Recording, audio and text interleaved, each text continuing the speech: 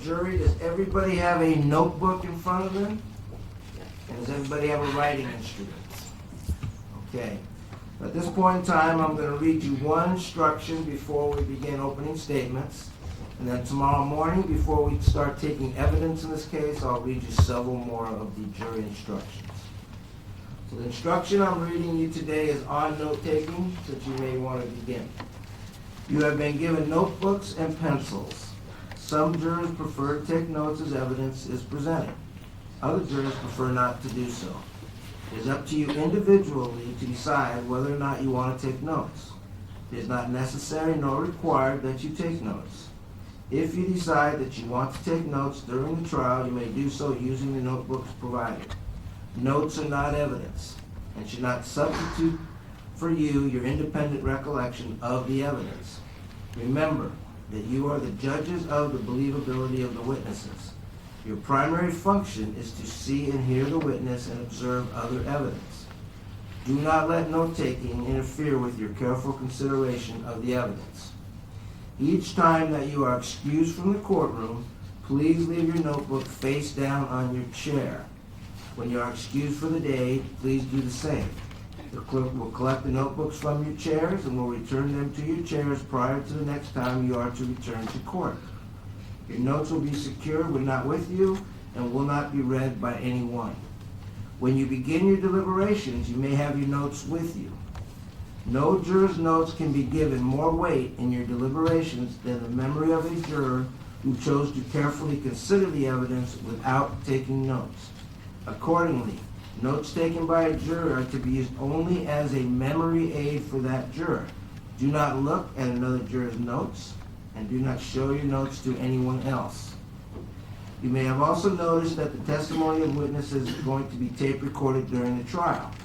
If, during deliberations, there is a disagreement as to what any witness or witnesses said, you may try to resolve it by comparing recollections with other jurors or by listening to the tape-recorded testimony of any witness.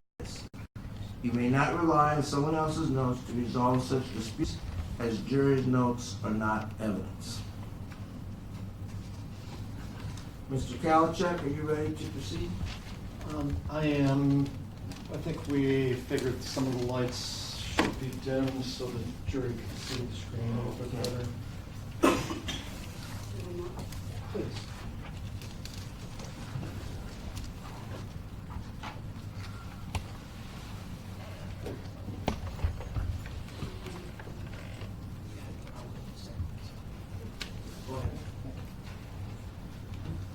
Good morning. Again, we already introduced yourselves, but again, my name is Roman Kalachuk, and I'm the Palmer District Attorney. I am representing the state of Alaska in this case. Just some housekeeping matters. I will do my best as far as guesstimating how many witnesses I'm going to need per each day, and I'm going to try to do my best so we don't have gaps in the testimony. As I told you in the beginning, I eventually will be joined by the case officer in this case, I think around September 10th or September 11th. So if you see another person at the table with me, it's going to be Sergeant Tony Wigson of the Alaska State Troopers. This is the time for me to give my opening statement. And the opening statement is a synopsis of the evidence that the state will present in the case. It's not all the evidence, but it's basically, in a nutshell, a summary of the evidence that we will be presenting to you folks in the next few weeks.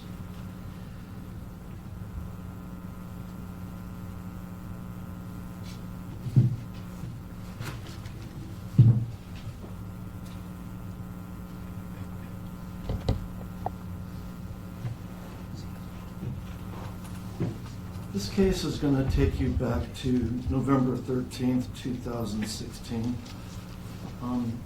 to the location of Palmer, Alaska.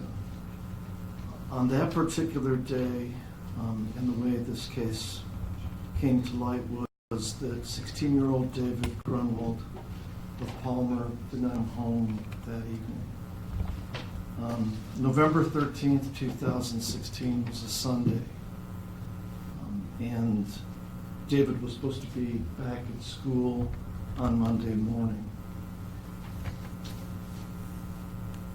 You're going to hear what happened during the day on Sunday, November 13th, and basically it was a very normal and pleasant day for David and his family. You're going to hear basically David spent the day with his girlfriend, Victoria McKelkey, and his mother, Edie Grunwald. Just going shopping, hanging out together, and Mrs. Grunwald will explain that to you in her testimony. Later in the day, they came back to the Grunwald house, and they had dinner together, and they were joined by David's father, Ben Grunwald. And everybody knew that the next day, both David and Victoria had school. And Victoria eventually had to get back to her dad's house. And that was in a different area of the Matsu Valley. I would say about a half hour or so away from the Grunwald house. Victoria's father's house is in the area called the Butte. So it does require, a fairly decent ride to get from the Grunwald house to Mr. McKelkey's house.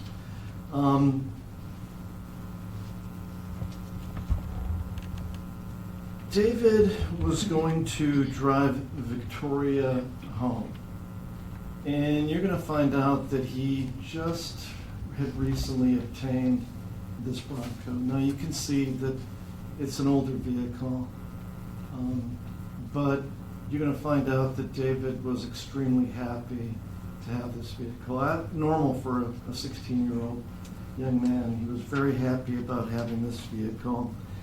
He and his dad had been working on it, and he basically enjoyed driving it around. He was going to he took this vehicle, and he was going to drive Victoria McKelkey first to her mother's house, and I'll explain why, and then to her father's house. Now, when he didn't come home past his curfew was extended a little bit, but not a lot, because the parents knew that he was driving Victoria and Lillian to Mr. McKelkey's house. When he didn't come home that night, the parents became very concerned, and they started calling people. And eventually, when they couldn't find out where David was, they started looking for David. And the initial thought on the part of the parents was that something had to go wrong with the vehicle. It was November, it was dark by the time he was driving Victoria to her dad's place. It was an older vehicle, it was working just fine, but it was an older vehicle. The roads were a little bit slick, so their thought was maybe David either broke down or went off the road someplace. So they set out to look for David.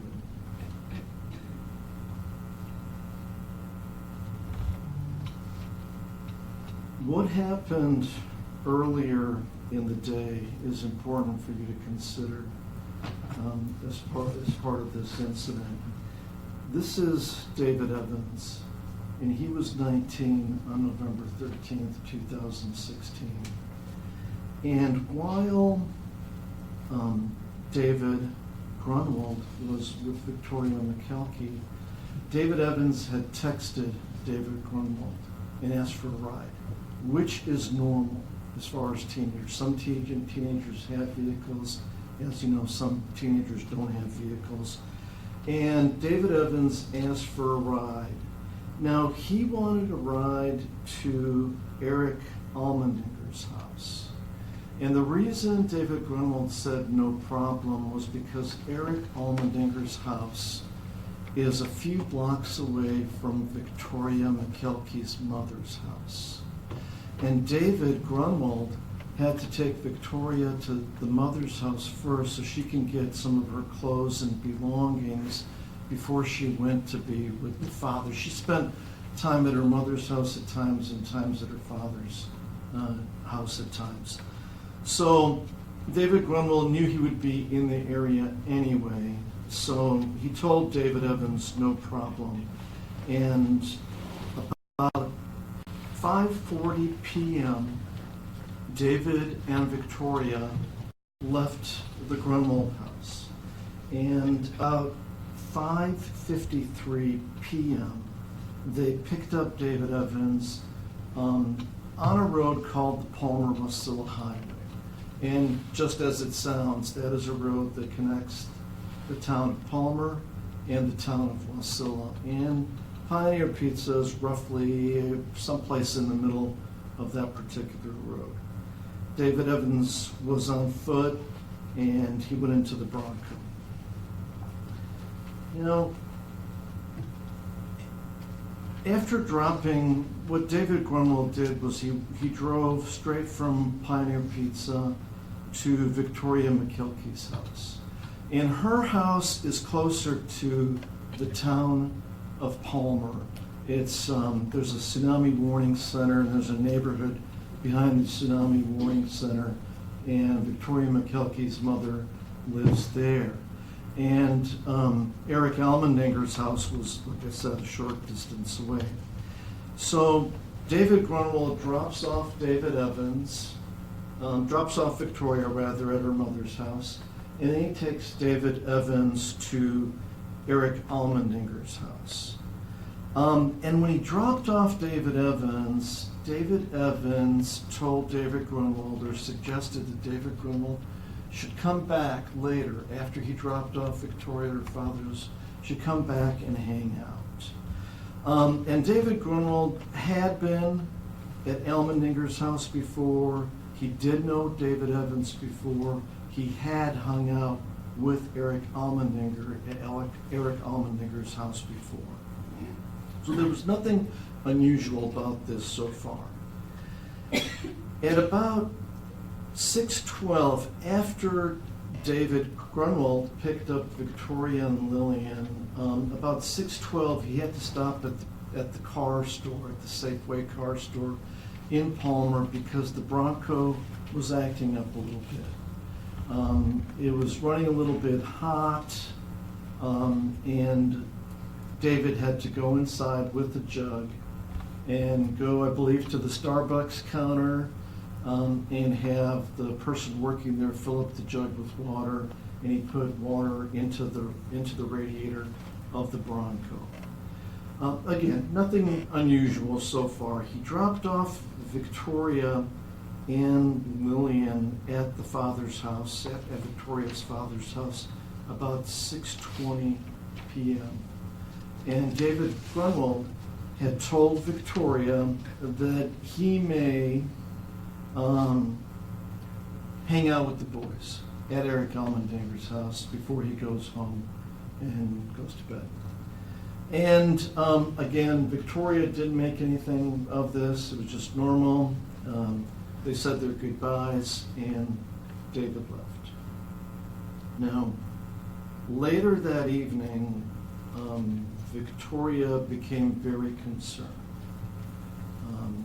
She had gone to sleep, and then she started getting phone calls. And the phone call she got was from David's parents, asking her if she had seen David. And obviously, she told them that she only saw David when he dropped her off at the father's house. She started texting David and did not get any responses. She started texting David Evans, and David Evans couldn't give her any more information other than David Grunwald had dropped him off at Almendinger's house.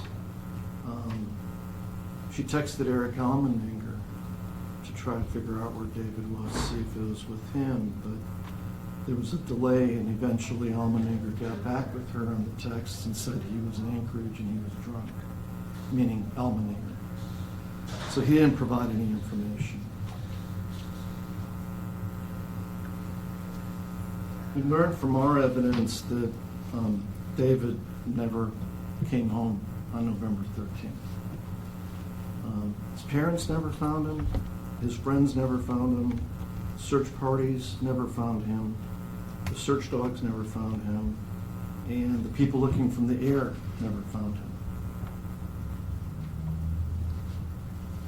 What happened with David Grunwald, the evidence will show you that David walked into something he had not anticipated. And he walked into something that he could have never anticipated. What David Grunwald anticipated is he was going to go to Eric Allmendinger's house, a place where he had been before, a place where they had played video games before, a place where they had smoked some marijuana before, and he anticipated that he was going to hang out with David Evans and Eric Allmendinger.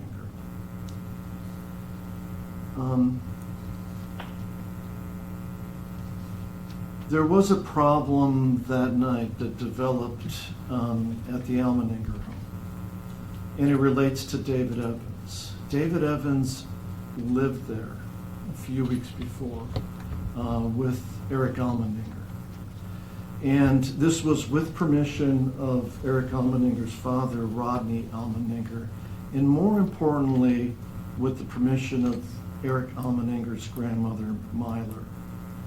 And she has passed away since this happened, but she really ruled the roost at the Allmendinger home. And she got to say who can stay and who needs to go. And when David Evans showed up on November 13th, when he was dropped off by David Grunwald, a controversy developed. And the controversy was, as soon as Evans showed up, Rodney Allmendinger started giving him the business about leaving. There's more to it. There was an agreement. Rodney Allmendinger told David Evans that he could stay there if he followed house rules, and he also went to school with Eric Allmendinger. David Evans took off without really giving a heads up to Rodney Allmendinger or Rodney's mother. So when he came back, Rodney Allmendinger obviously was not happy with David Evans. They had a somewhat loud discussion. And then Rodney Allmendinger basically told David Evans that he had to talk to Myler and basically beg for Myler to allow him to stay at the house, which he did. And there was another person there. There was a neighbor, Christian Ward, who had previously hung out with Eric Allmendinger, David Grunwald, and you're going to hear from him, but Christian Ward sensed that this was not a good situation, and he took off.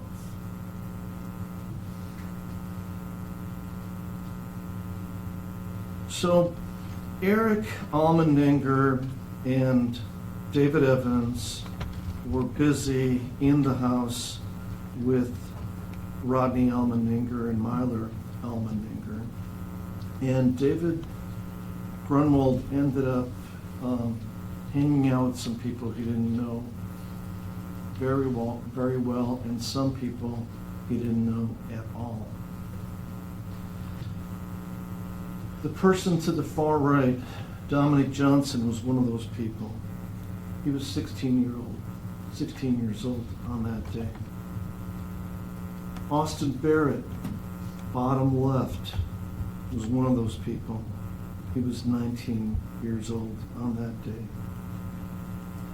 Eric Allmendinger is the person on the upper left, and of course the person in the middle is, and Eric Allmendinger was 16, and the person in the middle, of course, is the defendant that is on trial here, Bradley Renfro, and he was 16 at the time. Now,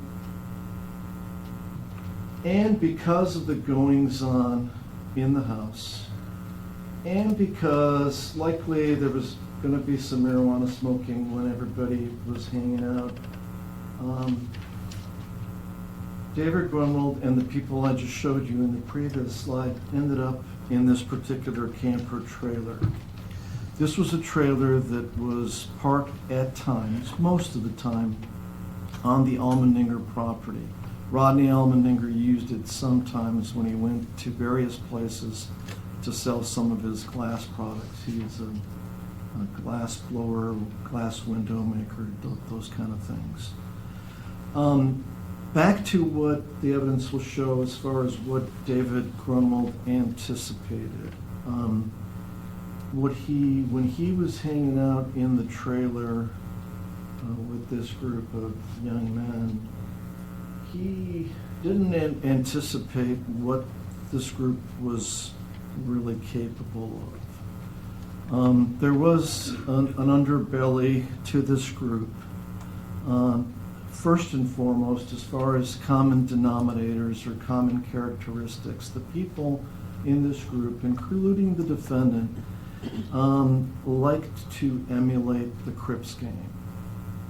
And the way they like to emulate the Crips gang, typically, as you will see from the photos, and all of these photos that we're going to present in this trial are not photos that the state created. These are photos that were retrieved from their phones, the group's phones, the group's tablets. So they were photos that they had made and they had stored on their social media instruments. But back to the Crips, they had considered themselves Crips. They would typically take photographs showing the C, which is the hand sign for the Crips. And you'll find out, we're not going to delve deeply into what exactly the Crips are, but they're a gang based out of California, I believe. So they also tended to wear blue apparel, including blue bandanas. The evidence will show the person on the upper right is David Evans. So it doesn't look like the previous photo I showed of him, but that is a photo of him with his blue bandana on. Some of these photos are selfies, other photos are photos taken of them using a mirror. There are some photos of when they took pictures of the others in various different settings. But the evidence should give you a good idea of what the group was about and what their interests were. Marijuana was a large interest of this group, another common denominator. They had access to firearms, including a number of different handguns, yet another common denominator. And as the evidence will show you in this trial, they were capable of some extreme violence. Other person related to this case is Devin Peterson. He was 18 when these things happened, and our evidence will show you that Devin Peterson was a person that they looked up to. He was like their role model. He lived in a different part of the valley. We'll do our best to give you a little bit of description of the valley and the locations. We use maps and aerials and things like that.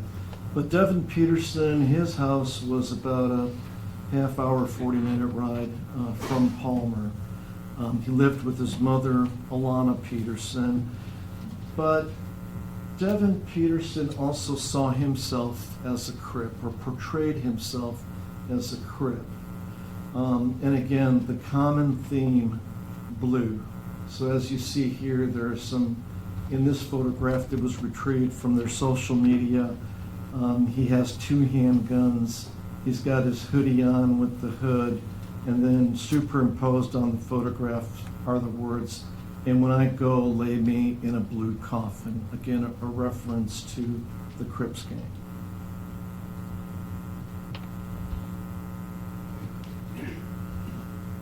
You're going to see some of these photos become somewhat redundant, but it seems like most of the time when photos are taken of people in the group, they are doing the C sign.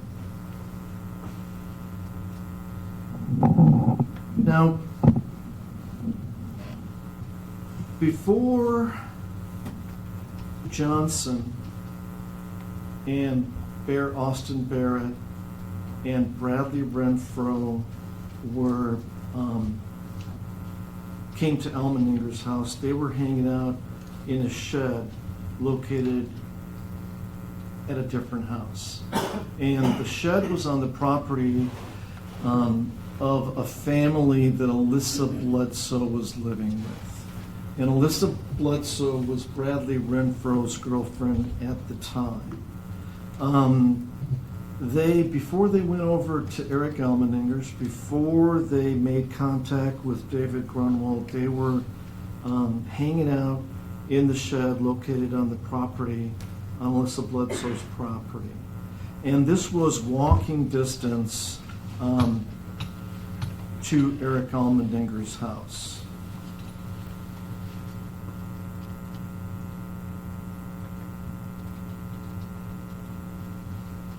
Eventually they got to Eric Elmeninger's house, and like I told you, eventually the people who ended up in the camper trailer were David Grunwald, Dominic Johnson, Austin Barrett, and Bradley Renfro. And while they were in that trailer, while they were hanging out, or even before, when they were in the shed, they came up with this idea that they were going to commit an act of violence. And these texts show you the communications between Dominic and Johnson right before things went terribly wrong. Basically, in this text string, Dominic Johnson is asking Eric Elmeninger for a weapon. Now, there are two weapons involved in this case, and I'm going to talk about them in a little bit. One of the weapons that was in the trailer already with Barrett and Johnson and Renfro was a Springfield 9mm handgun. And that handgun had a polymer frame, metal slide. But despite having that gun, Dominic Johnson, the group decided that it's better to use the heavier gun. And that heavier gun was Eric Elmeninger's gun, basically. Now, we have photographs that show Eric Elmeninger in possession of a Ruger semi-automatic 40 caliber pistol. And this is the string of texts that go from Johnson to Elmeninger. We're at the camper. We just got locked in. Are you coming inside? And Elmeninger's still back at the house at this point. Could I borrow a Thule? So some of the slang, that means a gun. Let me get that 4.0, referring to the 40 caliber Ruger. And then eventually Johnson communicates more of a sense of urgency. Like, I'm your nig, I kind of need it. If anything happens, you're not going to get involved and you're going to get it back. So you'll see they use slang. The slang on the bottom, they didn't use that as a derogatory term at all or a racial slur or anything like that. That's just one of the names you'll see, that's just how they call themselves. And again, it's likely because the emulation of the game. So they were talking like gang members. And then the texts go on a little bit, and then as far as the urgency, you look at the bottom there, Dominic Johnson says, well, I gotta act fast, like right now, fast, RN fast.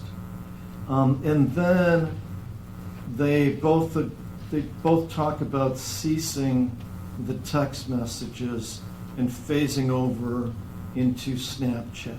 Not Facebook, not text, but Snapchat. Elmeninger's communication device, I should tell you, during that time was a tablet. and he used that as a phone, as a communication device. Johnson had a phone when this happened, which was examined, and we'll get into that during the trial. Then his phone was seized, and he got a different one, which I believe was also seized by the troopers later in the investigation. Renfro did not have an operable phone at this time, and Austin Barrett did not use a phone very much during this time. So these are the guns that I was talking about earlier. The gun on top is the Springfield 9mm semi-automatic pistol, and that pistol was not, according to the photographs, associated with Eric Allmendinger. The pistol on the bottom, there were a number of photographs found by the troopers that showed that that was Eric Allmendinger's pistol. And you can see the differences. The Ruger is bigger, the Ruger is heavier, the Ruger is all metal as opposed to the Springfield, and the Ruger has that lanyard loop on the bottom of the grip, which is, you get a chance to see the actual pistol, and you'll see it protrudes from the bottom even when the magazine is in the pistol, and it's extremely sharp. Not extremely sharp, meaning it has flat, sharp edges. I'm talking about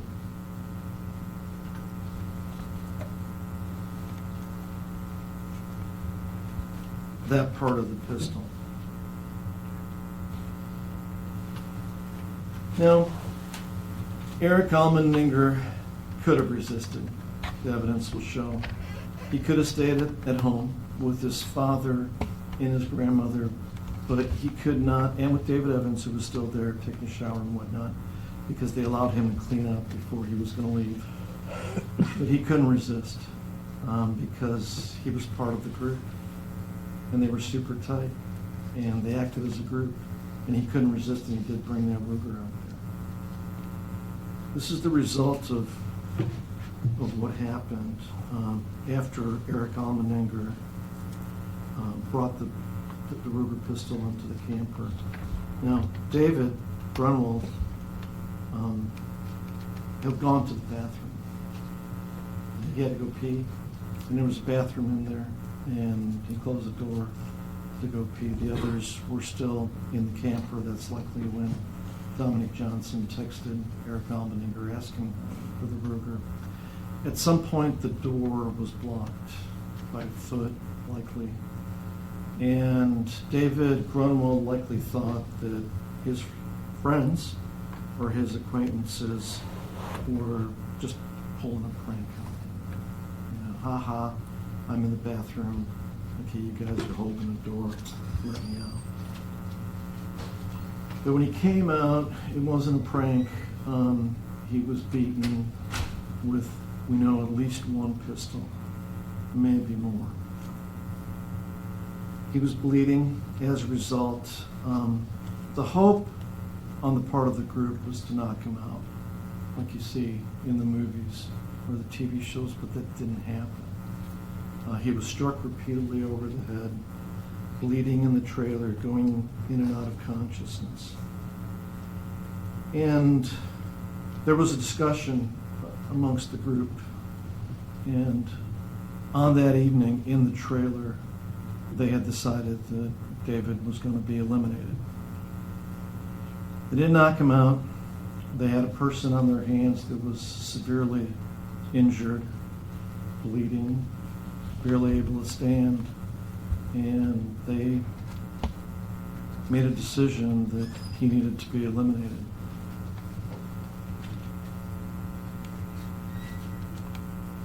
They forced David into his own Bronco. They had to actually help him stand and walk. They forced him to give up his key, which is a little bit unusual key. It was cracked in half, so it wasn't easy to tell which key was the one for the Bronco. Once in the Bronco, everybody in the group knew what was going to happen. They knew that they were going to kill David Grunwald.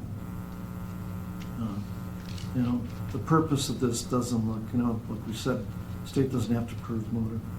doesn't look like that David had a lot of money and they would take his money. You'll find out later they didn't keep his Bronco. That didn't seem to be the purpose of this. But the likely purpose of them doing this was that they would eventually get in trouble because David would come home, or he would tell somebody about this. Somebody would discover what had happened to David Grunwald. So in terms of group participation, the person who made the suggestion as to where the murder should occur was Bradley Renfro. There was a discussion inside the Bronco, and keep in mind the scenario here. We have, the evidence will show we have Dominic Johnson driving, Eric Almendinger in the front passenger seat, and Austin Barrett, David Grunwald, and Bradley Renfro in the back passenger seat.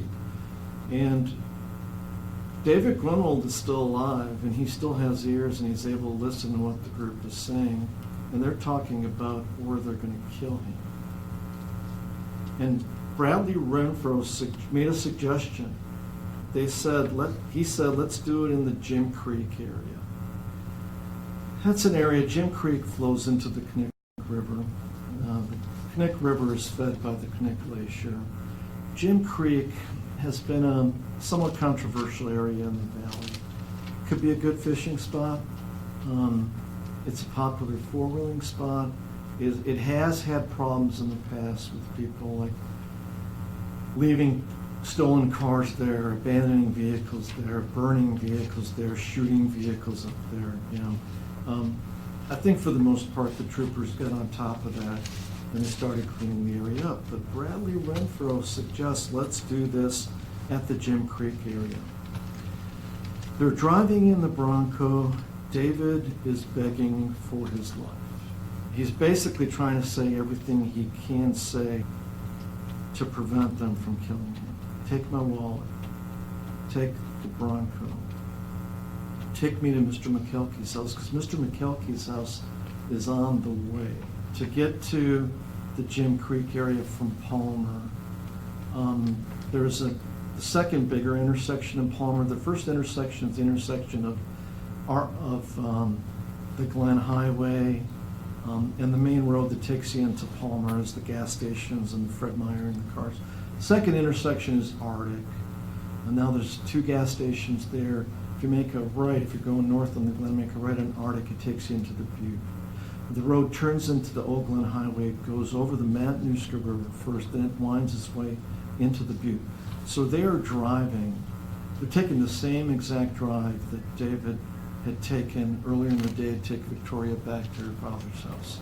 And while they're talking about taking him out, killing him, he's basically begging, take anything. I think he even said something like, take me to Mr. McCulkey's, he has money. So basically saying anything he could to prevent this from happening, while people like Renfro are making suggestions where the execution should take place. The evidence will show you that when they were on that 20-minute drive from Eric Almendinger's house to where they ended up eventually, there was no doubt in anyone's mind, not even in David's mind, what was going to happen. And that was that David was going to be executed. They drove across the Knik River Bridge. As I said, the road goes over the Matanuska, eventually closer to, past the Butte. Is called the Butte because there's a big hill. There's a caribou farm, there's a big hill, people like to hike the big hill. It gets used regularly, and that's what the community was named after, the Butte. And then past the hill, the road, the Old Glen Highway goes past the hill, and then eventually you hit the old bridge, which goes over the Knik River. And then if you go over the bridge, you come to a T, and you can go right, and the road, the Old Glen Highway, winds itself next to the mountains. So the mountains are, if you took a right, the mountains on the left, the river's on the right, and that takes you back to the regular Glen to go to Anchorage. If you make a left, that road is known as Knik River Road. Now, that road is a bit more remote. It's got typical Alaska vegetation. There's some soft ground, there's some thickets, there's some alders. There are some homes out there, but the homes are spread out. Now, we know this was nighttime. They had destroyed David's phone, by the way, and they had turned, the people who had phones turned their phones off.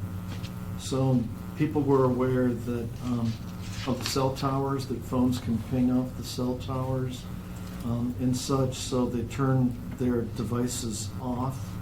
And then eventually they got to the Knik River Road, over the Knik River Road, made a left on Knik River Road. Johnson is still driving, and now they are driving towards what is Hunter Creek and kind of going in the direction of the Knik Glacier. We found this place. Now, it didn't look like that to them, right? Because it was nighttime and everything was dark. This is a photo from a helicopter, but it shows a pullout. There are a couple of pullouts on that road. This one's about 7 miles in, and they found this spot and they liked this spot. They got out of David's Bronco. Again, they had to help David along when they marched him into the woods. If you see that, it's a police vehicle there. If you go up slightly and left and to the left, they walked in that direction into the woods as David was pleading for his life, and the biggest man of the group took the Springfield and shot David one time in the head, instantly killing him.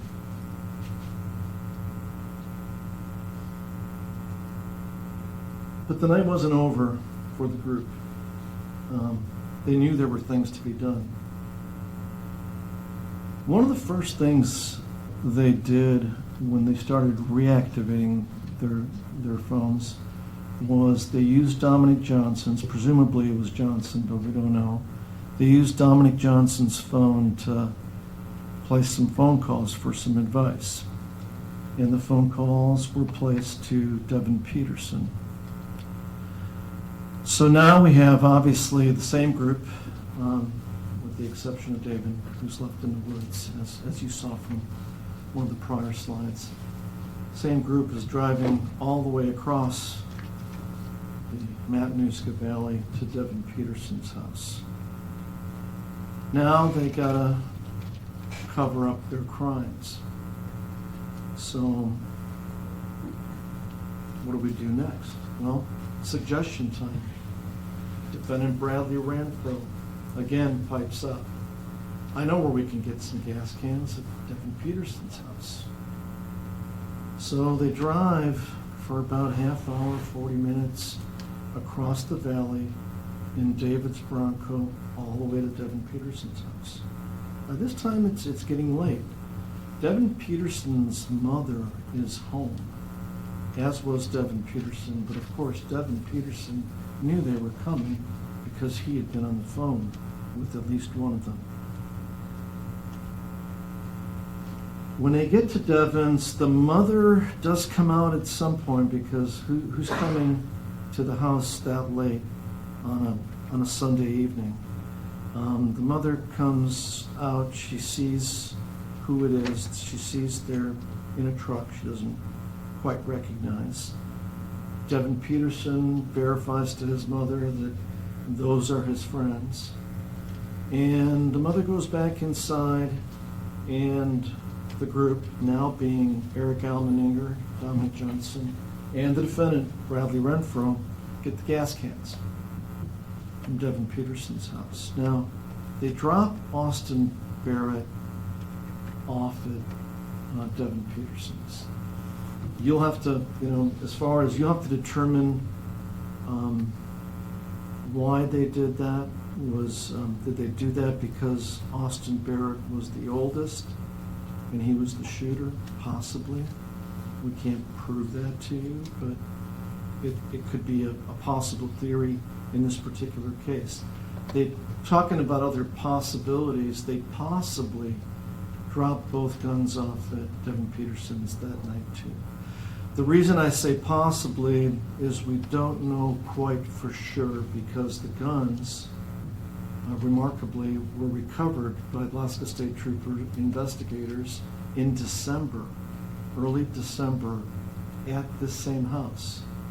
The Ruger and the Springfield, so the Springfield was the murder weapon, the Ruger is the suspected weapon for the pistol whipping, or one of the weapons for the pistol whipping, were still in Devin Peterson's house in a backpack, which also had Austin Barrett's wallet and ID in the area, and his hat, particular hat. It's unusual that he used to wear. But fortunately for the investigation, fortunately for our case, the troopers recovered those guns. So that's why I say probably. We don't know if they were dropped off there. They were possibly dropped off there when they got the gas cans, but we don't know for sure. Now, Alana Peterson is going to provide some important testimony during the course of this trial.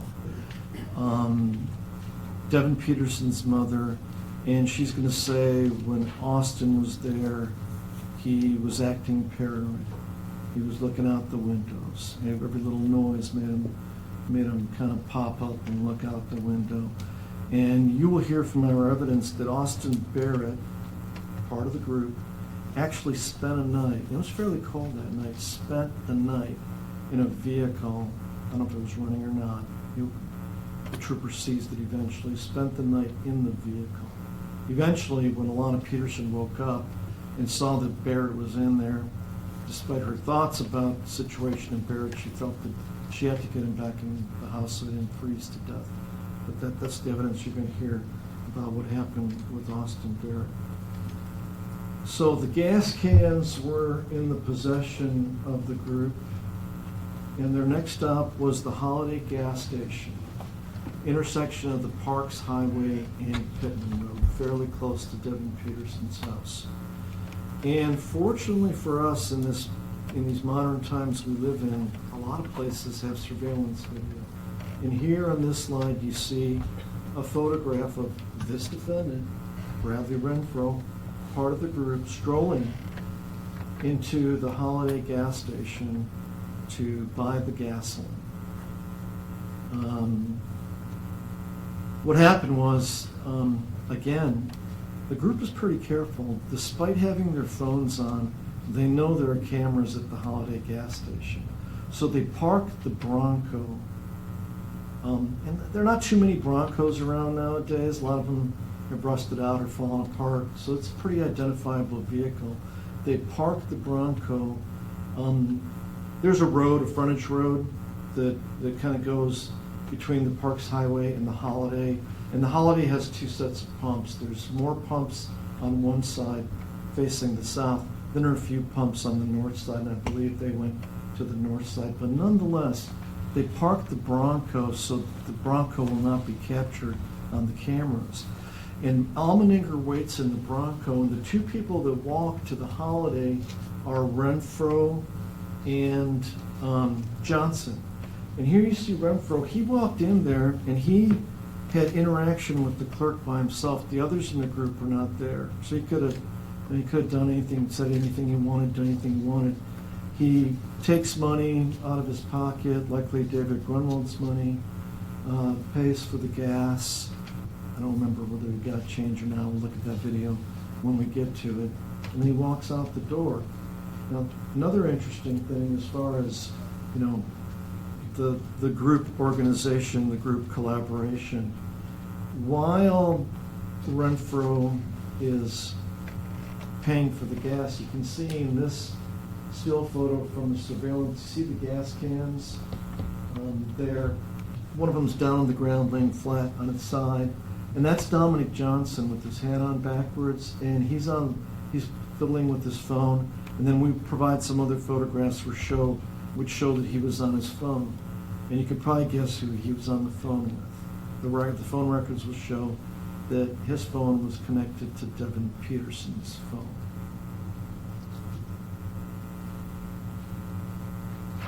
probably getting further directions. So what did they do? They drove the Bronco, they got back in the Bronco, now they have the 2 gas cans full of gas. Obviously, there are some discussions in the Bronco. We don't have any witnesses to that. They go and drive to yet a different location. And again, we're talking about a somewhat remote location, probably some of the neighborhoods you have in Fairbanks, where it's not a suburban type neighborhood, but it's more where the homes are spread out a little bit. And this is, they go to a different river, a different bridge, and it's called the Schrock Bridge. And this is the bridge that crosses the upper portion of the Little Susitna River, which flows from Hatcher's Pass, if any of you were there, and then winds its way down. It goes below the Parks Highway, and then eventually it goes to Point McKenzie, Burma Landing, and eventually the Little Susitna goes to the ocean. But anyway, these are more the headwaters of Little Susitna. There's a bridge there, and there's a neighborhood, I think it's called Mahoneyville.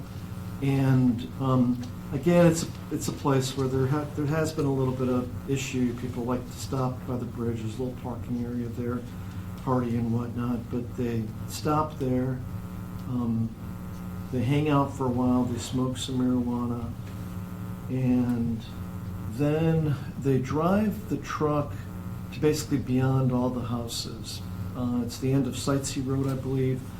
And what happens there is there's a trail that starts there. And the trail goes up Baldy Mountain. And it's mostly a place where people go take their ATVs up, but there's a significant elevation gain eventually. People go moose hunting up there, and that's part of the Hatcher Pass area. If you go over the mountain and dip back down, you're in that Hatcher Pass bowl. But anyway, they drive there, and eventually they stop. I don't know if they got stuck or not, but the reason we don't know is this is what they did to the Bronco. So both gas cans were emptied into the Bronco, and then an ignition source was applied to the gas, which was, you learned from our investigators that it was primarily poured on the front compartment, and it basically burned down to the metal, thereby destroying any evidence that was in the Bronco. So now that they burned the Bronco, it's still the same group. It's Dominic Johnson, Eric Almendinger, and Bradley Renfro. They're dressed in jeans, hoodies. They're not really dressed for the weather, so they got to find a way to make it back to the valley. They have enough money, probably David's money, they have enough money to call a cab. So obviously they have to activate their devices, their phones, at that time to hail a cab. And this is a long ways away from Palmer, and it's a bit away from Wasilla, and they're able to get a cab. The records show that it was Dominic Johnson's phone that was used to get the cab. And they walk from where they had burned the Bronco, and this is dirt, a dirt trail. It might look like pavement in this photograph, but you'll find out it's a dirt trail. But they walk at night back to the bridge. So they backtrack. And then the cab picks them up at the bridge. It's a pretty well-known area, so it's easy for the cab driver to get there. So obviously now this is getting later and later, but the work is not done yet. There is other work to be done. They know there's some other evidence to be taken care of. So the same group, Eric Almendinger, Dominic Johnson, and Bradley Renfro. And this gets a little bit ironic. They had $43, so they were watching the cab meter, and they had to tell the cabbie to stop when it hit the $43 mark. And ironically, the place where it hit the $43 mark was the very same place where David Grunwald had picked up David Evans hours before. So now they're at that Pioneer Pizza area, and it's still a far bit from the Elmeninger house, but they know they have to get back to the Elmeninger house because there's a camper trailer that's got David Grunwald's blood in there. There's a rug that has David Grunwald's blood in there, so they hoof it through the night and make it back to Elmeninger's house. Now at this point, without getting too much into the details, getting here from the witnesses, but Rodney Elmeninger knows something up because his phone is being blown up. And the Grunwalds even went over there to see if they can get information from Rodney Elmeninger. He didn't have any information to tell them because he didn't even know that Eric Elmeninger had left. He didn't get any heads up that Eric Elmeninger was leaving in the night. But Johnson, Elmeninger, and Renfro make it back to the Elmeninger property. And they proceed to bleach. I believe it was Johnson and Elmeninger that primarily bleached down the camper and wiped down and bleached down the camper. The rug obviously covered the floor, so any blood that would have dripped down off of David's head was on the rug, so it was important to get rid of that. So Johnson, Elmeninger, and Renfro walked to another location a little bit away from the Elmeninger house off of Kangaroo Court. There's a bit of a hill there, again, kind of like a four-wheeler trail, and they took the rug and they burned the rug. Now, fortunately, and this gets into the trooper investigation, believe it or not, the troopers actually found some of those burned remnants, and it was like the next summer, I believe, the evidence will show. Certain information came to light. One of the patrol troopers responded there, and he took photographs and he scooped up the remnants of the burned carpet. Now, what happens next? The night is still not over. So what happens next is the group, starting off with Elmeninger, Johnson, and Renfro, decide to hang out and party together. Now, these photographs are not from where they were partying. That just shows the group and the fact that they take a lot of photographs of each other. They hang out a lot. But on that particular night, they go back, and some of this stuff goes full circle. They come back to the same shed where they were hanging out at before they went to the Elmeninger property earlier on November 13th. Now we're getting into the early morning hours. They go back to, we'll call it Alyssa Bledsoe's shed. And what happens there? Is anybody tied up, or is anybody forcing anybody to hang out? No. The evidence will show that they were partying. They were laughing. They were partying. They were giggling.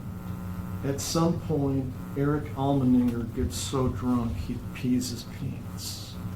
And they take a video of it. And this defendant, Bradley Renfro, is giggling and saying, Eric, you peed your pants, and he's carrying Eric Elmeninger around, and they're taking a video of Bradley Renfro carrying his buddy around because his buddy peed his pants, and they find that to be, obviously extremely humorous because they documented it on a videotape. So you'll see from our evidence that at this point they are extremely confident that nobody's going to link them to David's disappearance and death. Now, going forward, I'm going to skip some stuff. I'm not going to cover everything in the investigation. But going forward, the prosecutor's office and the troopers decided to do a grand jury investigation because David Grunwald was still missing. We set a date, and we were hoping to call people in and get people to answer questions and maybe help find the body of David Grunwald. At this point, most people, even David's parents, probably believe that something bad had happened to them. Of course, the outside world, I was talking to you about what the group did, but the outside world doesn't know where David is or what happened to David. It's only the group that knows this information at this time. One of the pivotal days in the investigation was Friday, December 2nd, 2016. it was pivotal for a number of different reasons. The troopers, by this time, they had secured the cab information. They got the, they've kind of narrowed down the participants in this case. They had made contact numerous times with Eric Elmeninger. They had made contact with Dominic Johnson. Phones were seized. Tablets were seized. Elmeninger's tablet was seized. The Technical Crimes Unit in Anchorage, the Troopers Technical Crimes Unit, was breaking into the phones per search warrants, of course, and getting the information. So the group was narrowed down. Barrett hadn't been interviewed yet, but they did make contact with Elmeninger, Renfro, and Johnson. So there was an idea on the part of the group that this was being looked into pretty hard. Well, on December 2nd, before December 2nd, when the troopers had contact with Renfro, they talked to him on November 26th and November 30th. And there was some discussion about Renfro actually helping in the investigation. And the notion was, and you'll hear about this from Sergeant Wexon, the notion was that Renfro potentially was going to maybe do a phone call to one of the other participants and get some statements pursuant to what we call a glass warrant. It allows for recording of telephone conversations, a specific search warrant for telephone conversations. And Renfro sort of indicated he was going to help the troopers, and they decided to put him up at the Valley Hotel, which is on that downtown Palmer Street. Palmer's a one-street town. Valley Hotel is right there. It's kind of open. The restaurant's open 24/7. There's a hotel. The troopers put Renfro up in hopes that he is going to be a cooperator. But the evidence will show you he was anything but a cooperator. As soon as they put him up in the hotel, he had communicated with his buddies. He had communicated with Peterson. He had communicated with Barrett. He had communicated with Johnson. And the troopers are keeping an eye on this. And when they're looking at the hotel in the morning, they see Austin Barrett coming in and out of the hotel. So they know Austin Barrett is going to visit Bradley Renfro. And then they decide to place a phone call to Bradley Renfro to flush the group out of the hotel. And the phone call was, hey, we know we're coming over, we want to talk to you. Well, as soon as that was done, the people that are leaving the hotel are Bradley Renfro, Dominic Johnson, Alyssa Bledsoe, Devin Peterson, Austin Barrett, everybody except Eric Allman. So at that point, the troopers make contact with them, people are separated, various people are interviewed, but perhaps the most important thing that happened was that one of them, Dominic Johnson, agreed to cooperate to an extent. What he agreed to do was, and he had assistance of a lawyer, he agreed to take authorities to the location of David Grunwald's body. The agreement basically was that he would take people to the area and he wouldn't make any statements during the course of that. And he also asked the state to acknowledge that would be a cooperation mitigator that can be used at sentencing. So you can imagine the urgency that there was at the time to find David Grunwald. The state agreed to his terms, and he went in a vehicle with his lawyer. Sergeant Wexon was in a separate vehicle, and off they went. I was in a vehicle with Sergeant Wexon. Off they went to the away from Palmer on the Oakland Highway, across the Matanuska. When the group approached the big bridge, before the big bridge, there was some hesitation, perhaps, that Johnson might have thought it was before the big bridge. Nobody got out. The group went past the bridge that went over the Connect River. Left turn was made. There was one stop after the bridge where people got out. There was some looking, nothing of significance was found. There was a stop at a second location off the Connect River Road, and that was the location you saw on the aerial photo. It was Friday, it was after 3, late in the afternoon. Snow was starting to fall and the sun was starting to go down. Dominic Johnson is again in his jeans and hoodie, what he usually wears. It's cold outside. Most of the streams are frozen by now, so you can walk around. The the leaves are obviously down. There's a light coat of snow on the ground.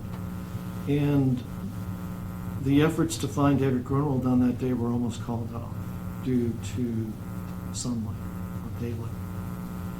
At the last second, Sergeant Wegson took about 20 more steps in a direction towards the Connect River. But it's all woods. It all looks the same. Bushes. Took 20 more steps and he found David Grunwald's body.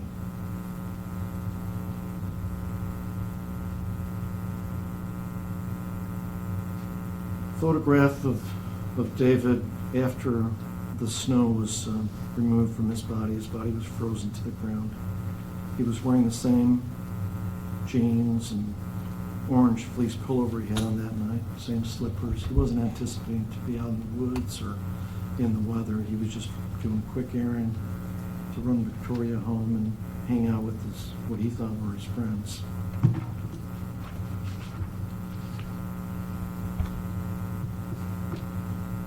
Some things that we won't be able to answer.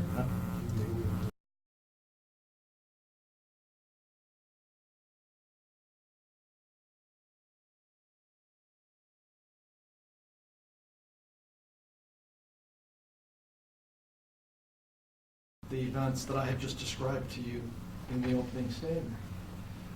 So the first contact the troopers had with Bradley Renfro, I believe this was Investigator Shane Collins. With the troopers, it was pretty much all hands on deck when it came to this case. So there were members of the drug unit, members of some special units, patrol officers. It was a lot of different troopers that were working on this. But this was the first contact where there was questions, a discussion about the goings on November 13th, 2016.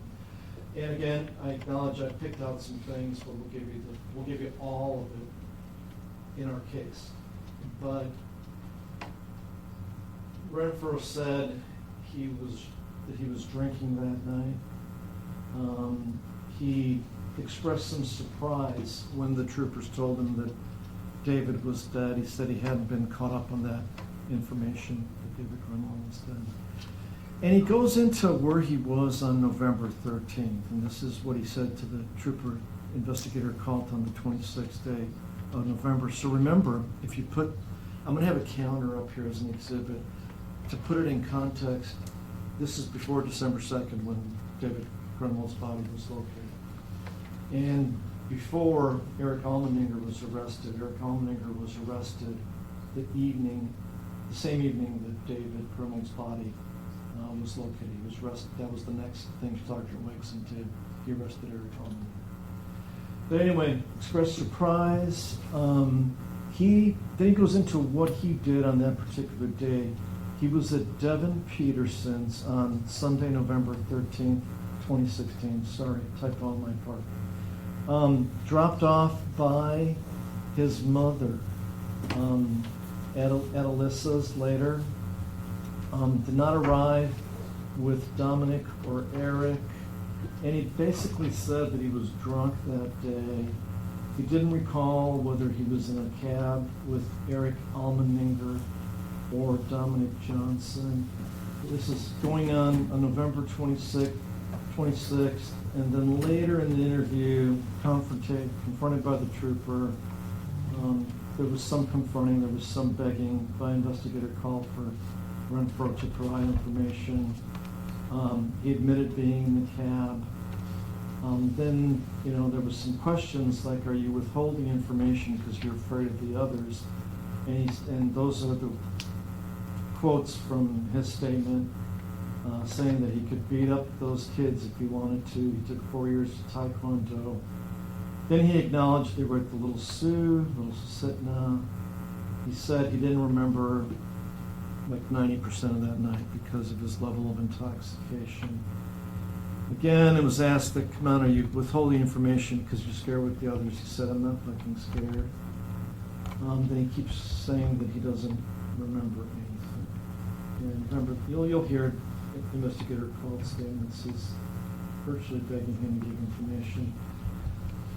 Well, it changes gears finally after prodding, admits being in the Bronco, but denies setting the Bronco on fire. And then he says, why, quote, why would we set a vehicle on fire, quote. Then he makes a statement saying, I hope they, referring to Johnson and Elmeninger, didn't pick me up in a stolen Bronco while I was drunk. That's fucked. And then he goes back to, there's a lot of I don't recalls, and I was drunk. Again, I'll play the full thing. But clearly, even when you play the whole thing, he does not acknowledge being there during the assault, or being in a vehicle with David Grunwald, or being there when David Grunwald was shot. So then, to compare and contrast, the next statement that we have from Bradley Renfro was when Sergeant Tony Wegson interviewed him. So this kind of picks up in some way where the other statement leaves off, but they're just going back over the same ground. Tell us what happened on November 13th, 2016. Said it was picked up, so the story changes. He wasn't at Devon's, picked up at Little Sioux in a tannish vehicle by Eric Almeninger and Dominic Johnson. And then referring to David Grunwald, he keeps calling him that kid or that freaking kid or that fucking kid. So he says, like, I don't know anything about the kid. Again, doesn't remember if the vehicle was burned. Then he said he got picked up from Devon's house later in the interview. And this goes, some of this bounces around because it goes like as the interview is going on. The statements are in that order, not chronological order. They bounce around when they interview him. Don't know where that kid is, Mom. And so he's talking to his mother because his mother is present during this interview, Brittany Smith. He says, I didn't do anything, so I'm effing good. I don't know where the kid is. Now, he knew the kid's name. He knew the kid's name was David Grunwald. Then he talks about his criminal exposure. He says, worst case scenario, I burned his truck. And that's after earlier saying, I don't know anything about the kid. Then they talk about the solidarity of this group and, you know, whether any going into, are they friends? Are they good friends? Are they like brothers? He says the Devon's been there for him forever. You're going to hear a little bit, yeah, this group bounced around. We might debate whether that was by choice or not, but they definitely bounced around place to place. And then he says that Eric and Dominic were along with Devon, so he reaffirms that they were a close-knit type group.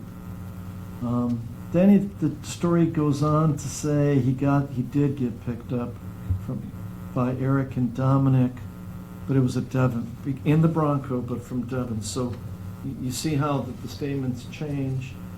And then, okay, now he says they did go to Baldy Mountain, and he says he verifies the truck was burned, but he doesn't know who set fire.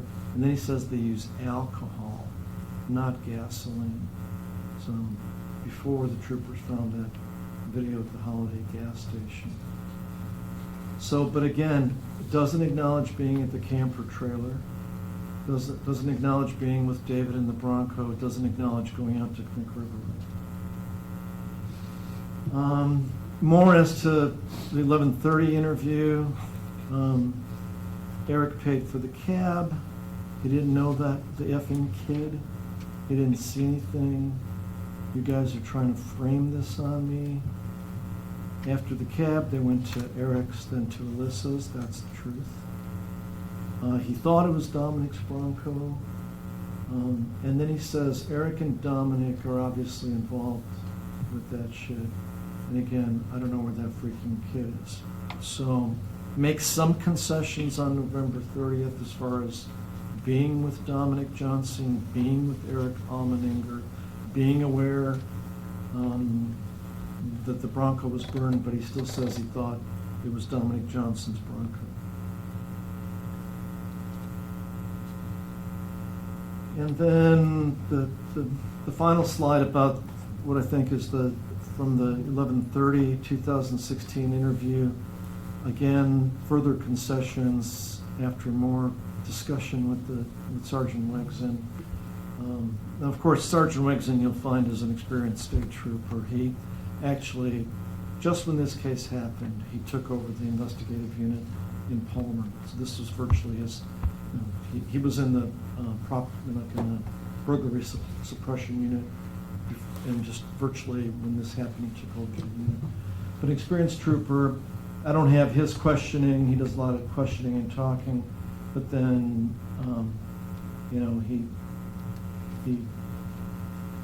he says they lit it up using alcohol, which we know is not the case at this point. But then, and this is kind of similar to, this leads to his appearance of cooperation with the troopers. Remember how I told you the troopers paid for his stay at the hotel on December 1st, evening of December 1st, going into the morning of December 2nd. Well, that's kind of what led to it. He starts asking him, like, oh, did you check a certain place? Coal Hills, I believe that's north of the Sutton area. So he's mentioning various places or suggesting places that the troopers look for David Grunwald's body. Of course, he never suggested mile 7 of Knick River Road or any place close to that.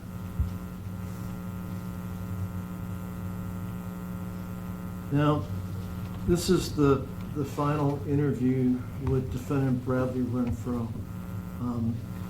This is after a number of things had happened. This is after David's body was found. This is after Eric Almeninger was arrested. And again, they're going back to November 13th. The troopers are being persistent. There was an agreement, I think, amongst all of them that this case would get persistent attention until they wrapped it up. And the statement that Renfro made on this day is different.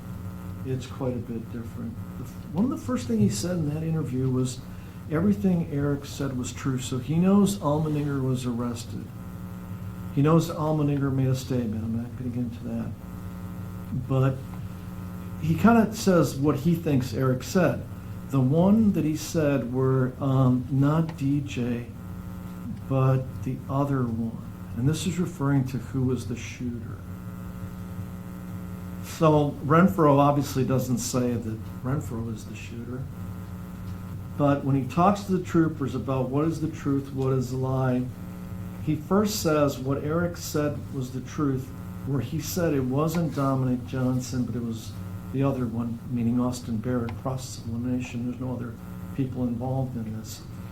But then, shortly thereafter, and so then he says, Eric didn't do anything, quote unquote, it was somebody else. But then later in the interview, and this is where it gets to the evidence, the prime evidence of why I told you we can't prove who shot David Grunwald, because of stuff like this. Later in the interview, he says, all right, it was Eric, meaning who was the shooter? It was Eric. But the other concessions that this defendant did make, and this is some of the information that I've put forth to you in the opening statement about some of the details of how these things happen. Some of it come from the defendant's own interview. He admitted being in the camper when David was pistol whipped. He said Eric was hitting David Grunwald with the Ruger. He said we, quote unquote we, not Eric, not Dominic, we definitely walked him over there to the Bronco. He says, I guess Eric had another gun, without explaining much further. And then we're referring to the murder, again, this is going to bounce around because I'm going in the order of the interview, picking out statements in the order that they happened in the interview. Eric, referring to the murder, Eric had us walk out, then he shot him, then he told us to be very quiet about this. Then we, doesn't say Dominic or Eric, we drove out to Devon's, got gas cans. I went to Holiday by Devon's house and got gas with Dominic. Eric and Dominic talked about killing David after the beating.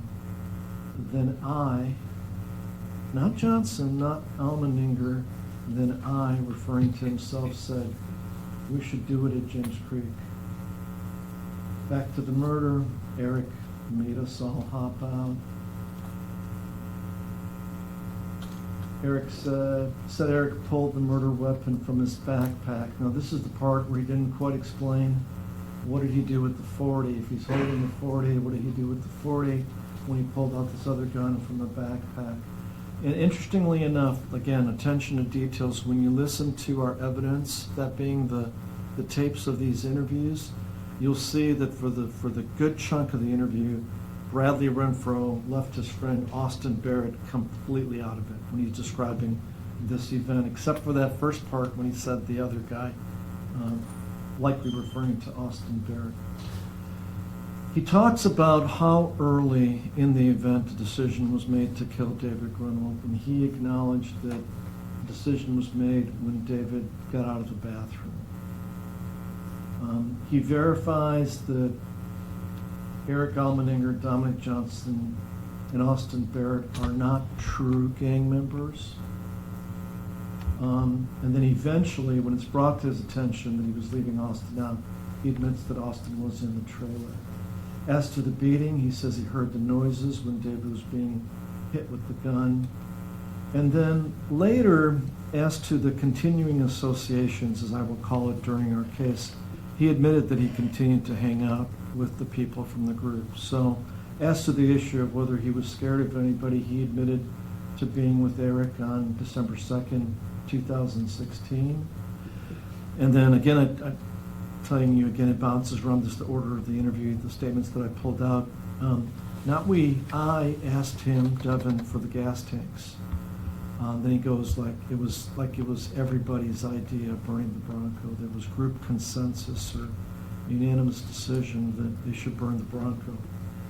He gives us the seating order in the Bronco, that it was Bradley Renfro, David Grunwald in the middle, and Austin Barrett at the other end in the back seat. He verifies David was begging to be dropped off at Mr. McKelkey's house along the way. He said David was clearly freaking out when they stopped at the Knick River pullout. He acknowledges that he is the one that helped David Grunwald out of the Bronco and helped him to stand because he was injured. Again, doesn't really explain as to how Eric was able to have both guns. And then he gets into, and he repeated this a number of times throughout that interview from what I remember, claims that he was scared of Eric Almendinger, which is contrary to the first November 26th statement where he said he could beat everybody up. More particularly about his participation in the notion to burn the Bronco. He suggested where some gas cans were located at Devin Peterson's. He said he didn't have a phone because it was broken. It's true. We're not going to present a lot of evidence regarding his phone because he didn't have one. You'll hear testimony from Melissa Bledsoe that he used her phone on occasion. He acknowledged that he was the one that asked Devin Peterson for gas cans, and then he says, in terms of, how was it going? Was it, what was the group demeanor at Peterson's house? That is, and he said Dominic got on the truck and we were just chilling. Andrew, Austin goes by Andrew. That's what he's known to the other people call him Andrew in the group. And then me, Dominic, and Eric went to go burn the truck. We smoked some weed at the Schrock Bridge before burning the Bronco. Eric lit the Bronco on fire. Eric and Dominic cleaned the trailer. Then he goes on to say we, all three of them, went on a trail and burned it, referring to the carpet that was burned in Almendinger's neighborhood. Now, there's going to be a big difference in opinion, in argument between the prosecution in this case and the defense in this case. And I think you know which issue it goes to, the issue of whether Renfro was a voluntary participant. Some of the things we're going to be focusing in our case, in addition to the evening of November 13th and December 2nd, et cetera, in the investigation, is also were there continued associations, that they continue to hang out, that they continue to party together, starting out with the early morning hours of November 14th and ending at everybody's arrests. So we're going to cover that. But as to, like, was he afraid, some of the evidence that I'm going to present, that I'm going to ask the jurors to look at, was the statements he made to the troopers, saying that he was not afraid of the others, that, they smoked marijuana together before they burned the Bronco. He went along and later burned the evidence, the rug, with Almenier and Johnson. There was a bunch of joking and hooting and drinking and grabbing each other at the shed after the murder happened. So that's important for the jury to consider as far as how they saw each other. And then the trooper observations that they were, despite Renfro saying he was going to help, he contacted his friends and hung out with them on the evening of December 3rd, evening of December 1st / morning of December 2nd. And then also it goes past that. That's a typo on my part on the last one, sorry. They were at Renfro, this defendant, Renfro, and Austin Barrett were at Elmendinger's house, leaving Elmendinger's house as the troopers were arresting Eric Elmendinger on December 6, 2016. So this is where our disagreement lies, and the state, I'm not going to mince words about what our evidence will prove to you. Our evidence will prove to you that this was an intentional, planned, and unanimous decision in a group effort by Johnson, Elmendinger, Austin Barrett, and this defendant, Bradley Renfro, to do the following things: to ambush David, to pistol whip David, to decide to kill David, to force him into the Bronco, to march David into the woods, to steal David's Bronco, to burn David's Bronco, and then to continue to cover up the crime by getting rid of the guns, burning the rug, bleaching the trailer, getting rid of their clothes. You're going to hear that Dominic Johnson, his mother, actually took his clothes from him and gave them to a former boyfriend for him to throw in the dumpster, fearing that there would be any evidence in there. So our evidence will also show that one person could not have done this to David Grunwald. I mean, he was a young man also. He was physically fit. One person couldn't have done all this to David. The other thing we will prove through the continuing associations and the events after November 13th, that this group was very comfortable with their decisions and their actions on November 13th. They continued on with their normal day-to-day routines. They continued to party. They continued to hang out together. They were extremely comfortable, and they were extremely confident that the troopers wouldn't bust them, that they had pretty much taken care of all the evidence that would implicate them. So essentially, we will prove that they, as a very close-knit group, destroyed David Grunwald's life and forever changed the lives of David's family and friends. Thank you. Okay, at this point in time, we're going to go off record, and I'll give the jury a break, and we'll come back with the defense's position. That they believe will be entered into evidence. There'll be a lot of physical evidence and testimonial evidence.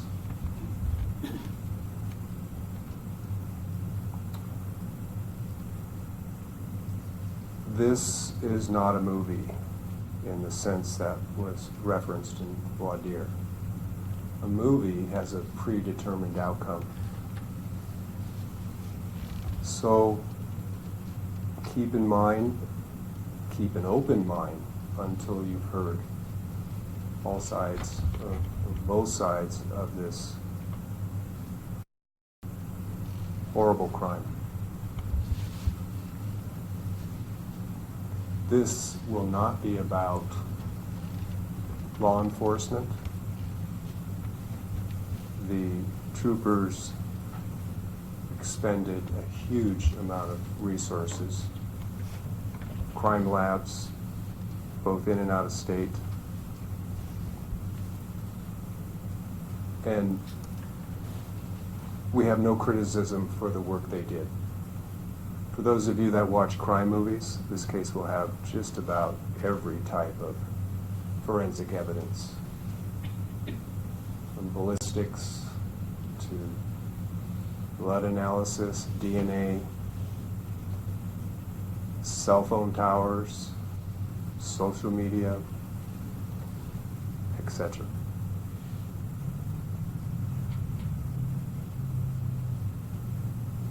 I have, before I get into the facts now, one last thing about opening. It's also the time where both sides present basically their theme of what took place and what the primary issue is. The primary issue, as you've gathered probably from Mr. Kalachek's opening and from voir dire, is accomplice liability. And that goes down to the difficult task of trying to determine what the state of mind of Bradley Renfro was throughout the sequence of events on November 13th, 2016.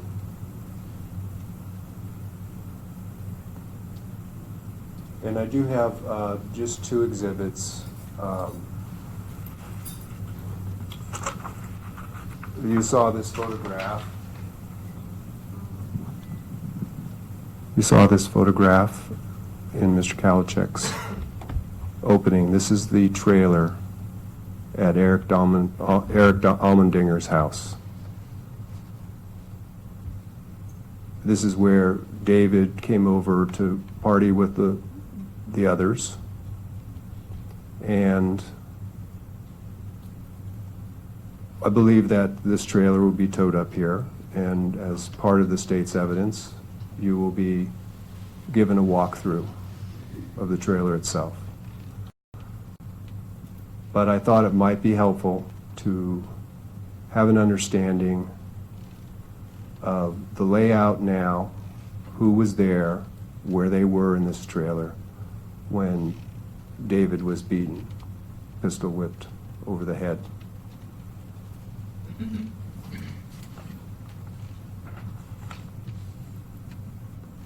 I thought it was ironic in one of these statements brought out about Bradley boldly boasting that he could beat them all up. This was on their initial arraignment in December 2016. This is Eric Allmendinger, Austin Barrett, 19 at the time, but 22 now. Devin Peterson, 16. Bradley Renfro, 16. And Devin Peterson, another adult. There are only 4 defendants here on trial. Eric Allmendinger, Austin Barrett, Devin Peterson, Bradley Renfro. Reference was already made to you in voir dire to somebody's question. I forgot your last name, sir. But Devin Peterson is not on trial.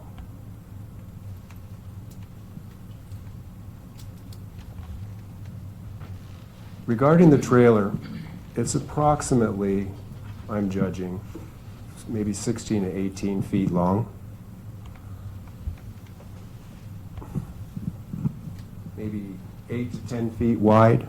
Not a big trailer. And in black is the basic layout that you will see. It's not to scale, of course. But the one door going in, the windows around, the sides and the back all have covers on them.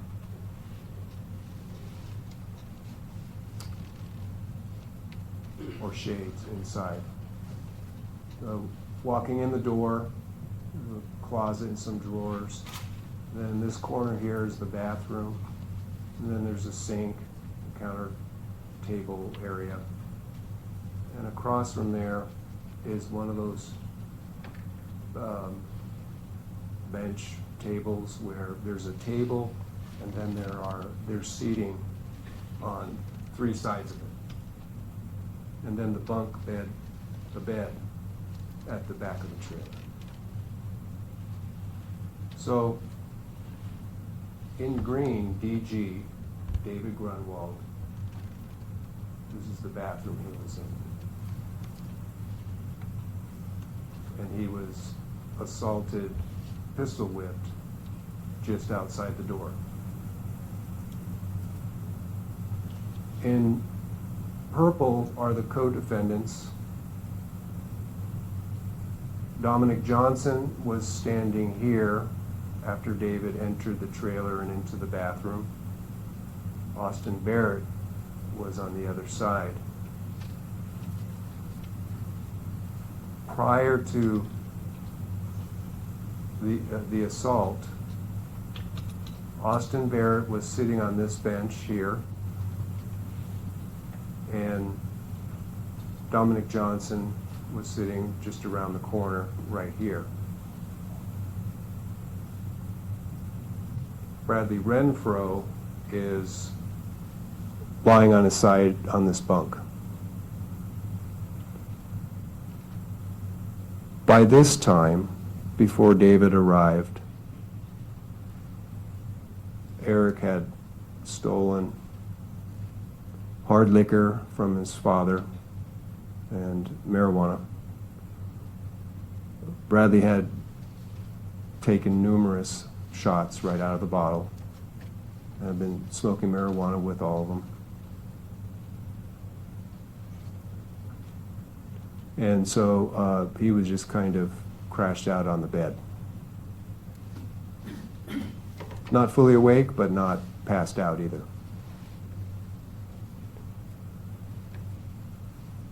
As you heard, Bradley did not have a cell phone throughout this period of time.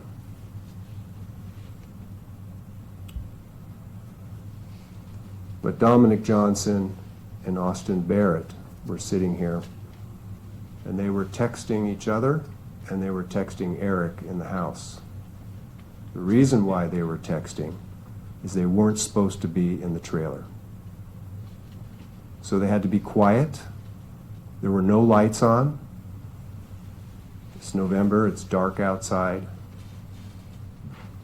So that Eric Allmendinger's father would not know they were in the trailer. This was he's an artist. You'll probably hear from him. And that was his trailer that he would take to fairs and to art shows.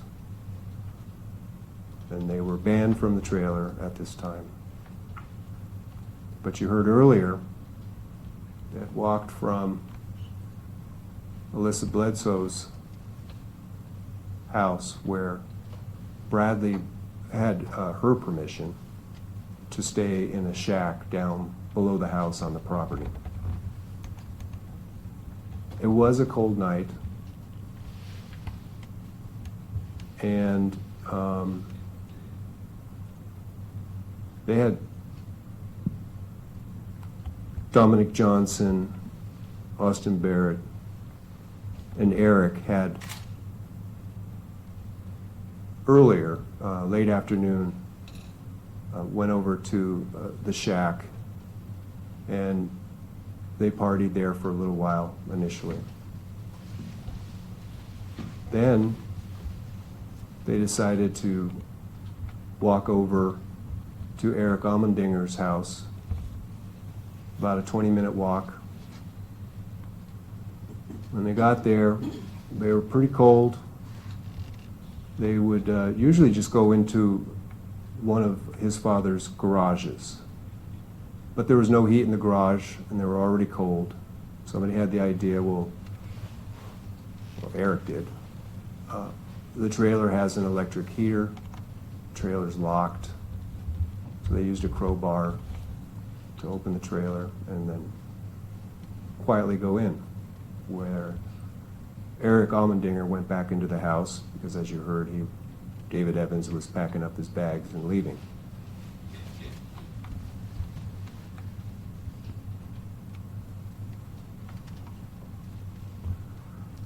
So that is the scene at the time David Grunwald came over and stepped into the trailer himself. It's dark, it's quiet, and he had no idea what was going to happen when he walked out of that door, as I'll use that "they" word carefully, cooked up this plan to assault him.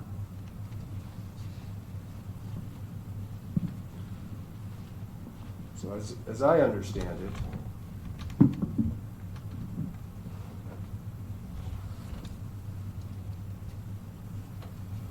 the state's theory is, as you've heard now a couple of times or more,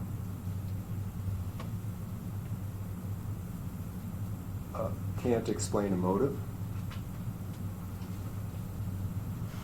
I don't believe Bradley Renfro can explain a motive to you either. He had never met David Grunwald before he stepped into that trailer before. In fact, he was the last one to have fairly recently ended up associating with this group. So I'm going to go back to that word "they." The state's theory is that they acted as a group.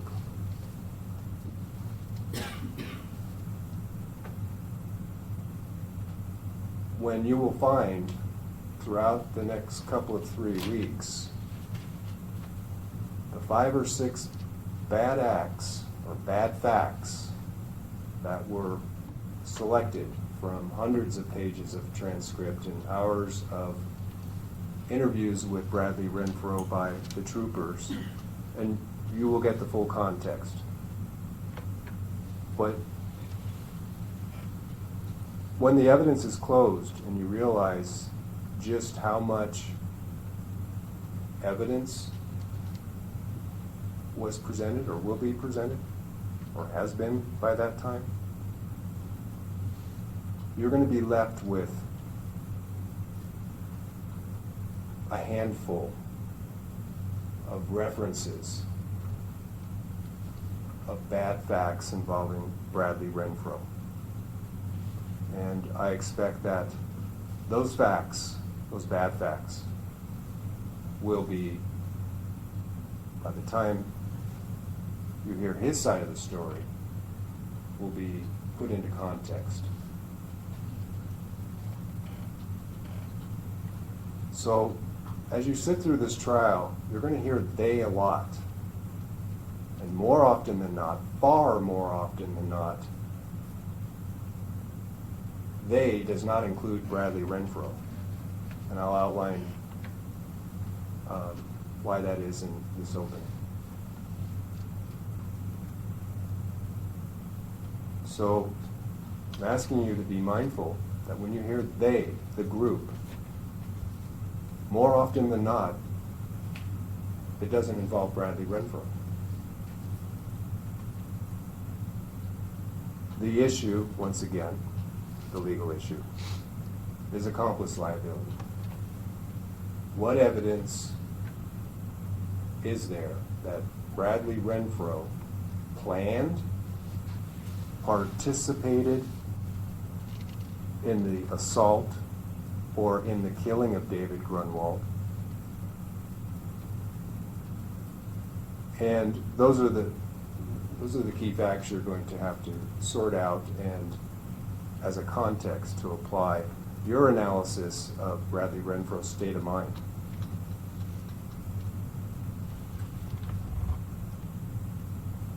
What exactly did he do to promote the beating, to plan this assault, to pack him up in his car, his Bronco, and drive off, and then eventually, essentially execute David Grunwald? We concede, we do not deny that Bradley Renfro was present. He was present in the trailer before David Grunwald arrived. He was present in the car, sitting right next to him in the middle in the back seat, with Austin Barrett to his right, David Grunwald to his left, Eric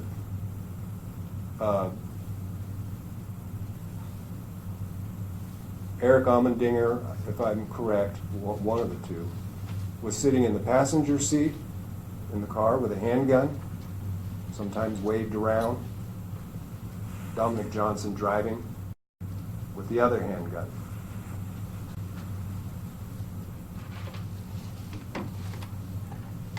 We concede that after the killing, Bradley Renfro participated in the torching of the Bronco. One fact you don't know or haven't heard yet. True, Austin Barrett, probably the oldest and owner of one of those weapons, after the execution of David, he was done. He had enough. Nobody was going to confront him about bowing out. So when they went to Devin Peterson's house to get gas cans, he bowed out. He got out of the car. Austin asked if he could also get out of the car and go with Austin Barrett. There was no room in this little house, not even for Austin. He crawled into a car out front, and Austin said, "There's no room in this car for you."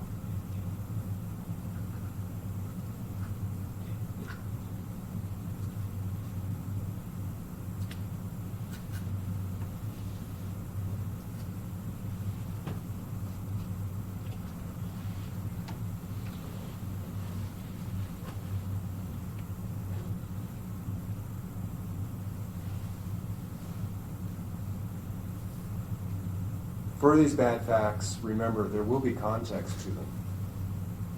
And the theory of the defense case, having already gathered it together in your minds, is that David was not an accomplice because he had nothing to do with the planning. He didn't know David Grunwald. He didn't participate in the assault. He was half passed out on the bunk, but he did hear some of the activity, as quiet as it was. He did see a flashing of a gun from outside light, because it was pretty much pitch dark in there except for the other two cell phones.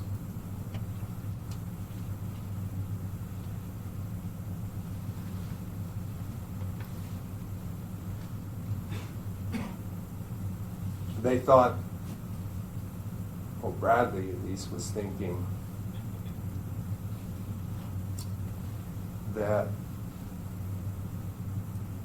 they whacked him hard on the head and that he would pass out, but David didn't pass out. So they kept hitting him until he stopped resisting.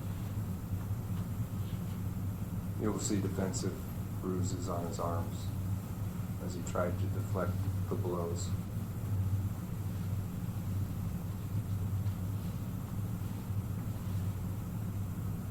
he was told, Bradley, help us load him into the car. Sat him in the middle of the back seat right next to David. Another example of context. There was no discussion about killing David at that point. I don't know if it was part of Dominic Johnson's plan and Austin Barrett's.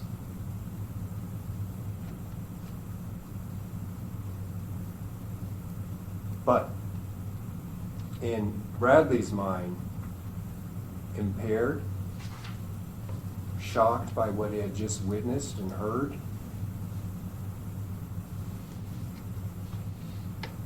two in the group waving their guns around, he gets in the car. Bad fact, the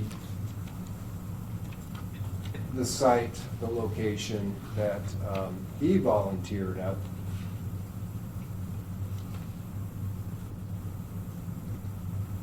was not way off in the woods in a secret place. It was a large lot with a lot of people alongside the highway. It was a launching point for four-wheelers.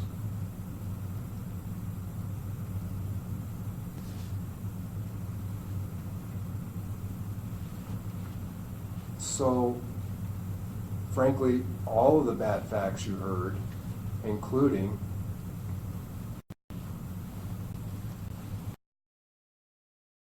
and torching the Bronco, hanging out with them, going back to his shack with them in tow,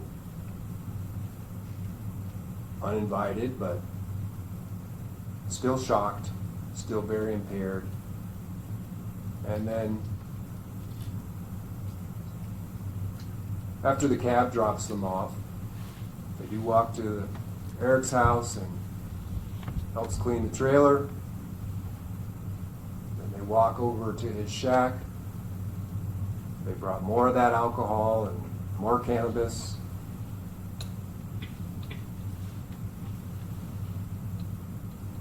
And then the contacts with law enforcement, 3 of them.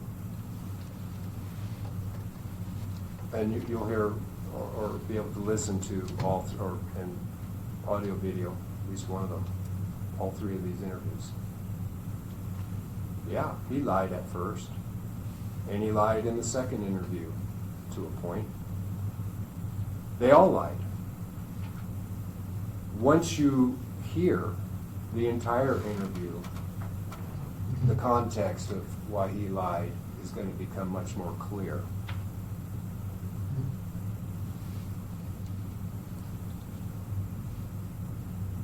He was upset that he got caught up in this when he had nothing to do with planning it or executing it.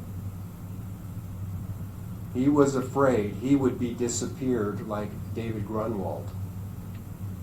His actions, these bad acts, these bad facts, were based on an adolescent, 16 years old, who just went through this. Self-preservation. He did not want them to think that he wasn't on board, that he was going to snitch on them because he would be disappeared as well.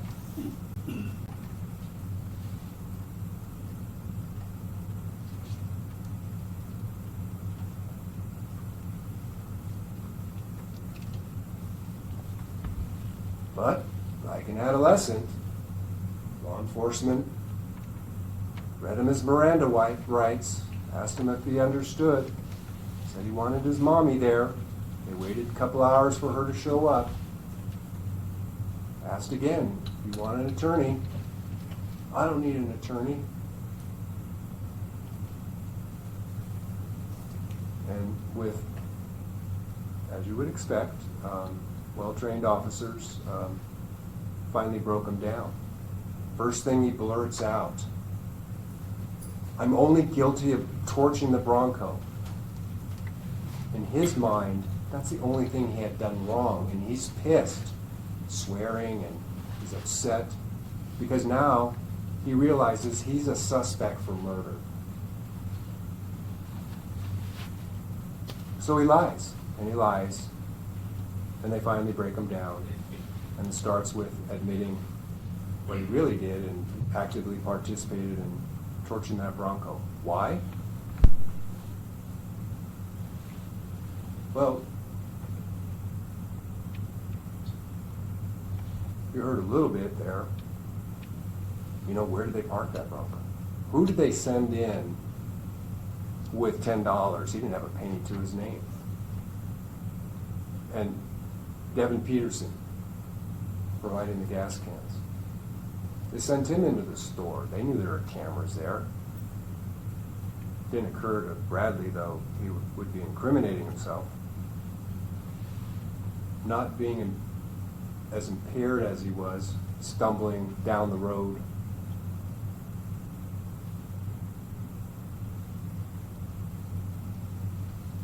And so forth. The walk to Eric's house, helping to clean up. The walk to the shack, partying with him.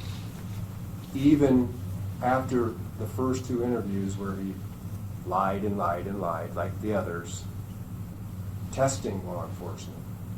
Well, waiting to see what they already knew before finally breaking down.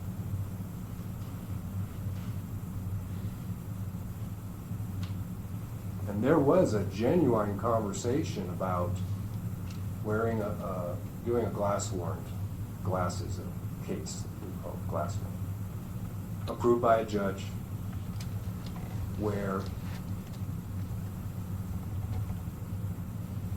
law enforcement would give them the script to try and get admissions about the others. Got them a room. Whether it was because they felt bad for him, because he had no place to go and it was cold out, or whether they wanted to surveil activity, I don't know. You can reach your own conclusions. But it certainly was successful. They did surveil. They discovered that the others came over. Who knows what they were talking about, probably trying to get their stories right.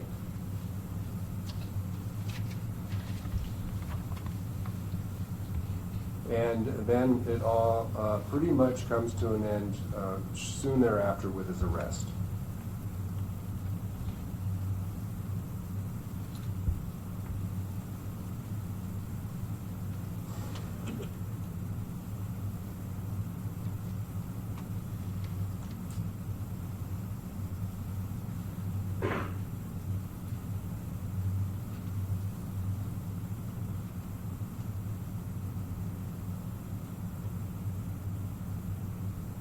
Because he was there in the trailer, because he was in the Bronco, or he'll tell you, even then, he didn't know they were going to kill him. David.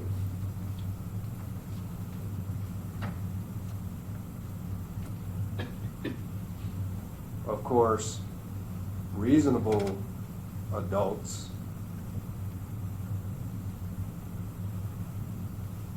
imagine yourself in that situation, might intervene, might object, might get away. Bradley could have called 911 when he went into the gas station.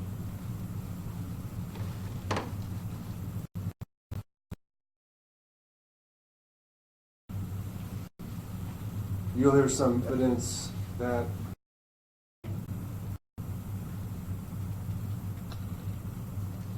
sitting right next to David, trying to comfort him. Of course, it wouldn't have occurred to Dominic Johnson and Eric Almendinger to take him to the hospital or drop him off somewhere in a public place so he could be discovered and taken to the hospital for treatment. They had beat him so badly,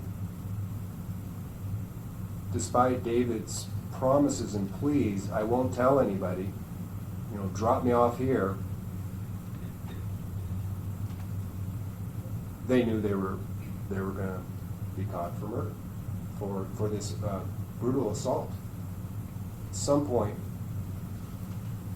Bradley recognized or realized they're not going to drop him off. They're going to kill him. His fear and his self-preservation instincts only got stronger as these events unfolded.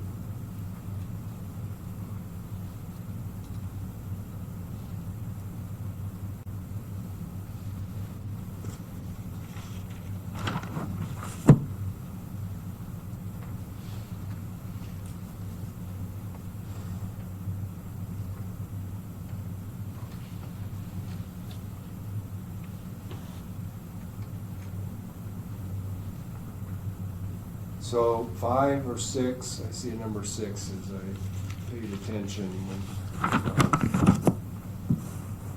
Mr. Kalachek looked over and pointed at Bradley.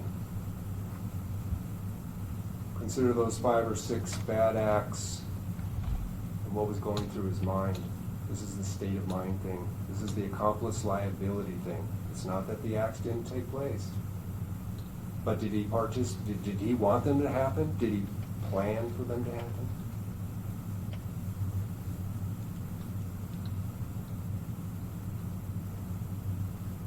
And he maintained his appearance of loyalty until they finally broke him and was arrested.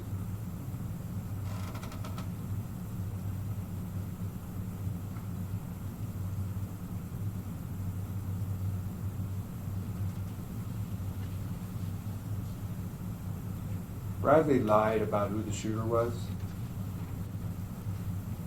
at first. Bradley was there. He knows who the shooter was.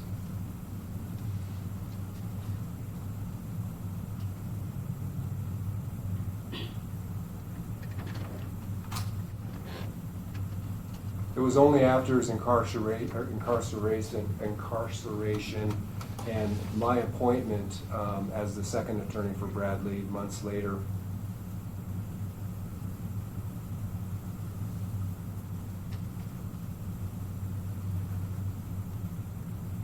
that Bradley is ready to disclose.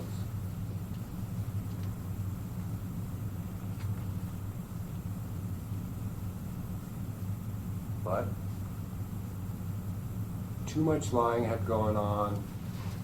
The state wasn't really interested at that point. You've already named at least one other person. The others named at least, they're pointing fingers at each other.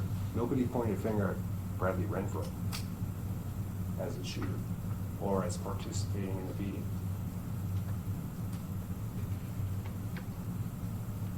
But nobody was really interested in hearing months later who the shooter really was. The state didn't feel like they could prove it beyond a reasonable doubt because of all the lying. Maybe so. Maybe it's such an awful crime that anybody that touches it or learns about it in the kind of detail you're going to learn about it wouldn't find them all guilty. That emotional reaction instead of the cognitive process that I'm urging you to go through in this trial.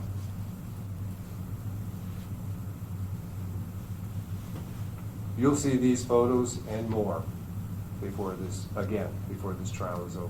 And you'll hear testimony about it from numerous state witnesses, law enforcement in particular.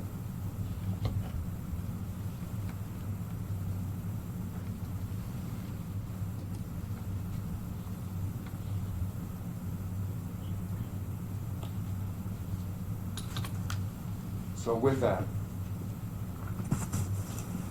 and connecting our voir dire,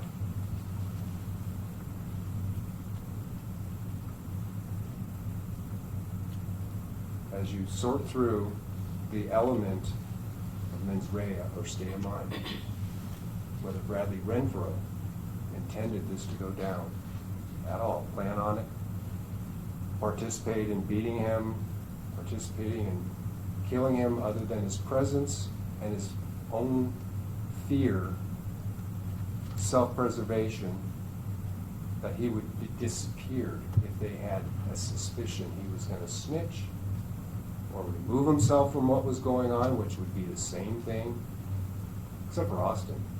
He was the shooter, and everybody respected him. Nobody was going to mess with Austin when he had enough. He wanted to be done and got out as soon as he could after he executed David Grunwald.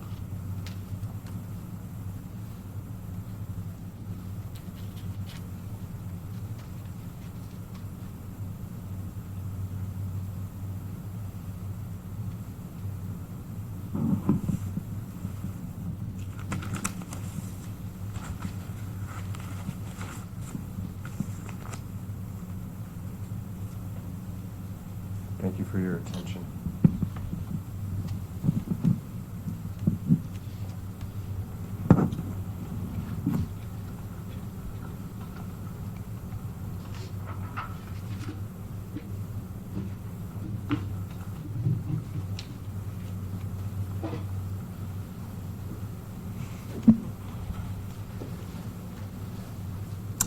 Okay, members of the jury, that concludes the trial for today.